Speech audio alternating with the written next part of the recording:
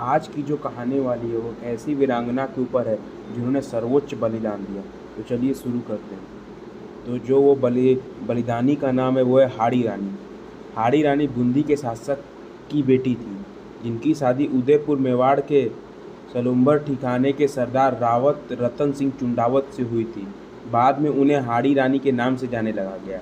राजस्थान की वीरांगना हाड़ी रानी का विवाह को महज एक हफ्ता ही बीता था।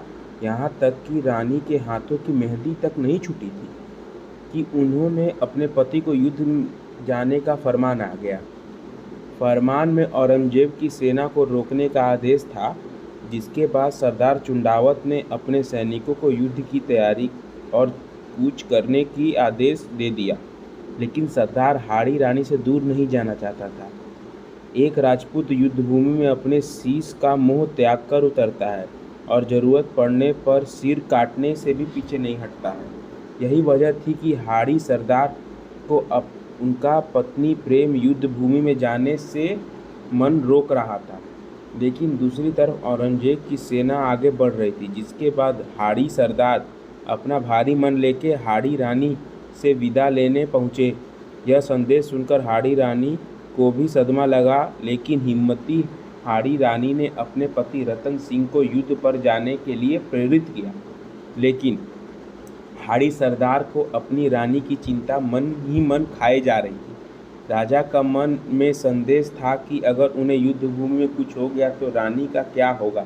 लेकिन राजपूती स्त्री होने के नाते हाड़ी रानी ने अपने पति सरदार चुंडावत को बेफिक्र होकर युद्ध के लिए कूच करने को कहा और यह भी कहा कि वो हमारी चिंता न करें।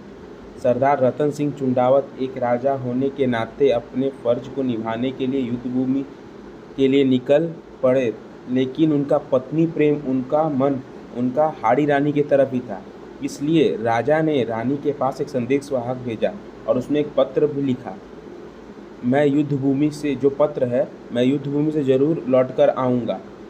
और उसके साथ ही साथ इस पत्र में राजा ने अपनी पत्नी की उसकी अनमोल चीज़ मांगने का भी प्रस्ताव रखा और कहा कि वे राजा को कोई ऐसी चीज़ भेंट दे जिसे देखकर राजा का मन हल्का हो जाए।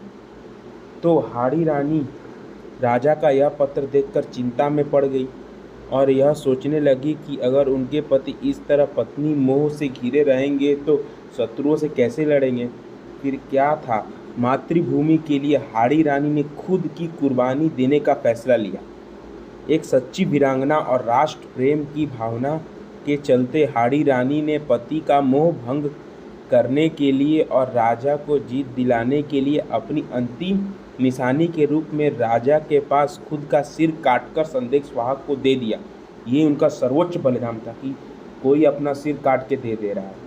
जब संदेशवाहक ने राजा चुंडावत के सामने हाड़ी रानी की अंतिम निशानी के रूप में कटा हुआ सर पेश किया, तब राजा अपनी फटी आंखों से अपनी पत्नी का सिर देखता रह गया और इस तरह राजा का मोह भंग हो गया था, क्योंकि राजा की सबसे प्रिय चीज़ से उनसे छीन ली गई थी। फिर क्या था, हाड़ा सरदार विजय प्राप्त करने के लक्ष्य के साथ शत्रुओं पर टूट पड़ा और औरंगजेब की सेना को आगे ही नहीं बढ़ने दिया। लेकिन इस जीत का श्रेय शौर्य को नहीं बल्कि वीरांगना हाड़ी रानी को, उस बलिदान को भी जाता है। ये था हाड़ी रानी का सच और कहानी और सर्वोच्च बलिदान, जो आज हमारे देश में एक गौरवान्वित चीज़ बताता है। जय हो हाड़ी रानी, जय हो आपका सर्वोच्च बलिदान। धन्यवाद दोस्तों, महादेव। तो ऐसी ही और कहानियों के लिए मेरे चैनल से जुड़े रहिए और लाइक एंड शेयर सब्सक्राइब करिए। हर हर महादेव।